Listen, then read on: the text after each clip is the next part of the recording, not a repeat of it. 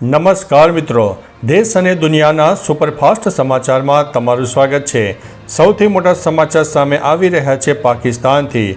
પાકિસ્તાનમાં સેના અને આતંકી આમને સામને જોવા મળ્યા, 60થી વધુના થયા છે મોત। પાકિસ્તાનના ખૈબર પખ્તુનખ્વા પ્રાંતમાં 10થી 13 સપ્ટેમ્બર વચ્ચે થયેલી ઝપાઝપીમાં 19 સૈનિકો અને 45 આતંકવાદીઓના મોત થયા છે। આ ઓપરેશન તહેરીકે તાલિબાન પાકિસ્તાન સામે ઇન્ટેલિજન્સ આધારિત કાર્યવાહી હેઠળ ચાલ્યું હતું। વડાપ્રધાન શહેબાઝ શરીફે આતંકવાદ સામે કડક પગલાં લેવા તથા અફઘાન નાગરિકોની સંડોવણીની તપાસ કરવાની પણ વાત કરી છે।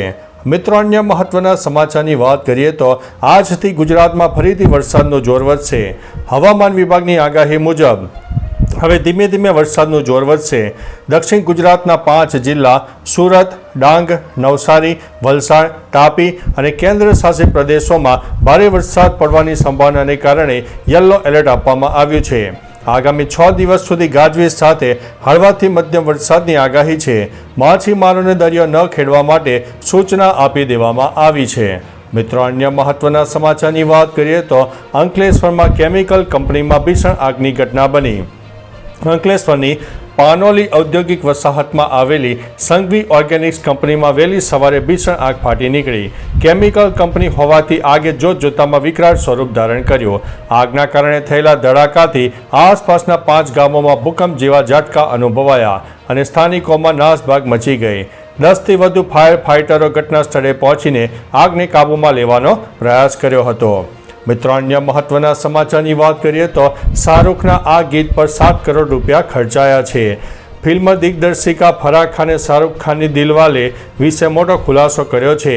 તેણે કહ્યું છે કે ફિલ્મના ગેરુઆ ગીત પર 7 કરોડ રૂપિયા ખર્ચાયા છે કારણ કે આઇસલેન્ડ સૌથી મોંઘી જગ્યા છે। અમે ત્યાં તે ગીત પર ફક્ત 2 લોકો સાથે શૂટ કર્યું હતું, આટલા પૈસા ખર્ચાયા હતા। 2015માં રિલીઝ થયેલી આ ફિલ્મને ખૂબ જ પસંદ કરવામાં આવી હતી। તેણે વિશ્વભરમાં 376 કરોડથી વધુની કમાણી કરી છે। મિત્રો, અન્ય મહત્વના સમાચારની વાત કરીએ તો બોગસ ખેડૂત કૌભાંડનો મોટો પર્દાફાશ થયો છે। અમદાવાદના એક જ પરિવારના 12 સભ્યોએ બોગસ ખેડૂત બનીને કરોડો રૂપિયાની જમીનો ખરીદી હોવાનું કૌભાંડ સામે આવ્યું છે। આ મામલે ખંભાત પોલીસે ગુનો નોંધીને વધુ તપાસ હાથ ધરી છે। આ શખ્સોએ નકલી દસ્તાવેજોનો ઉપયોગ કરીને કચ્છના લખપત અને ખંભાતના ગોલાણા સહિતના વિસ્તારમાં ખેતીલાયક જમીનો હસ્તગત કરી હતી। કૌભાંડનો પર્દાફાશ ત્યારે થયો જ્યારે જિલ્લા જમીન તકેદારી સમિતિ સમક્ષ આ બાબત ધ્યાનમાં આવી હતી। મિત્રો, અન્ય મહત્વના સમાચારની વાત કરીએ તો વીજ કરંટથી મોટા માઠા છૂટી ગયા। અમદાવાદના નારોલમાં પાણી ભરેલા ખાબોચિયામાં વીજ કરંટથી એક નિર્દોષ દંપતીનું કરુણ મોત બાદ મોટો વિવાદ સર્જાયો છે। આ દુર્ઘટના માટે જવાબદાર મ્યુનિસિપલ કોર્પોરેશન અને વીજ કંપનીના મોટા અધિકારીઓને બચાવવાનો કારસો સર્જાયાની ચર્ચા છે। ગુનામાં માત્ર નાના કર્મચારીઓ અને કોન્ટ્રાક્ટરોને જ આરોપી બનાવાયા છે, જ્યારે મુખ્ય જવાબદારોને છાવરવામાં આવ્યા હોવાનું મનાય છે। મિત્રો, અન્ય મહત્વના સમાચારની વાત કરીએ તો ₹5, 10 અને 20ના પેકેટના ભાવ નહીં ઘટે। કેન્દ્ર સરકારે બિસ્કિટ, સાબુ, ટૂથપેસ્ટ જેવી રોજિંદી વસ્તુઓ પર GST ઘટાડ્યો છે, પરંતુ ₹5, 10 અને 20 રૂપિયાના નાના પેકેટની કિંમતો યથાવત રહેશે। FMCG કંપનીઓ CBICએ જાણ કરી છે કે ભાવ ઘટાડવાથી ગ્રાહકોને ગૂંચવણ થશે, જેમ કે 20ના બિસ્કિટ પેકેટની કિંમત 18 કરવાથી સમસ્યા ઊભી થઈ શકે છે। તેના બદલે કંપનીઓ તેની માત્રામાં વધારો કરશે, જેથી GST ઘટાડાનો લાભ ગ્રાહકોને મળે। નાણાં મંત્રાલય સમગ્ર પ્રક્રિયા ઉપર નજર રાખી રહ્યું છે। મિત્રો, અન્ય મહત્વના સમાચારની વાત કરીએ તો ઇન્ડિગોનું વિમાન દુર્ઘટનામાંથી માંડ બચ્યું।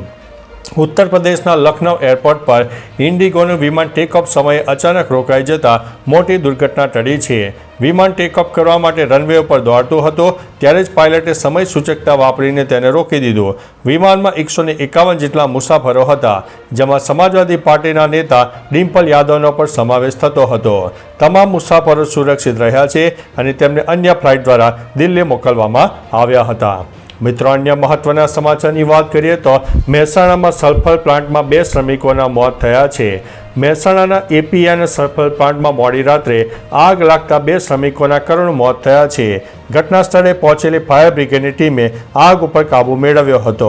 હાલ પોલીસ દ્વારા મૃત્યુનું ચોક્કસ કારણ જાણવા માટે તપાસ ચાલી રહી છે, જેમાં શ્રમિકોનું મૃત્યુ થયું છે કે અન્ય કોઈ કારણસર તે સ્પષ્ટ થશે. અન્ય ઈજાગ્રસ્તોને સારવાર માટે હોસ્પિટલમાં ખસેડવામાં આવ્યા છે. મિત્રો, અન્ય મહત્વના સમાચારની વાત કરીએ તો થરાદમાં પશુપાલકોનો ડેરી સામે હોબાળો. થરાદના વડાવદર ગામે પશુપાલકોએ ડેરી સામે હોબાળો કર્યો છે. ડેરીના ચેરમેન અને સભ્ય પર ગેરરીતિ અને મનમાનીના આક્ષેપો કરીને પશુપાલકો ધરણા પર બેઠા. તેઓએ માગણી કરી કે સાધારણ સભા ભરીને પશુપાલકોને યોગ્ય નફો અપાય. પશુપાલકે ચેતવણી આપી છે કે જો ન્યાય નહીં મળે તો તેઓ ડેરીને તાળા મારી દેશે. આંદોલનથી વિસ્તાર પર દૂધ ઉત્પાદન ઉપર અસર થવાની શક્યતા છે. મિત્રો, અન્ય મહત્વના સમાચારની વાત કરીએ તો હરિદ્વાર અર્ધકુંભ 2027ની તારીખો જાહેર. 3 શાહી સ્નાન સાથે નવો ઇતિહાસ જોવા મળશે. હરિદ્વાર અર્ધકુંભ 2027 માટે તારીખો જાહેર થઈ ગઈ છે. આ વખતે 3 શાહી સ્નાન થશે. 6 માર્ચે મહાશિવરાત્રિ, 8 માર્ચે સોમવતી અમાસ અને 14 એપ્રિલે વૈશાખી છે. વૈશાખીના દિવસે મેષ સંક્રાંતિ સાથે અમૃત સ્નાન થશે.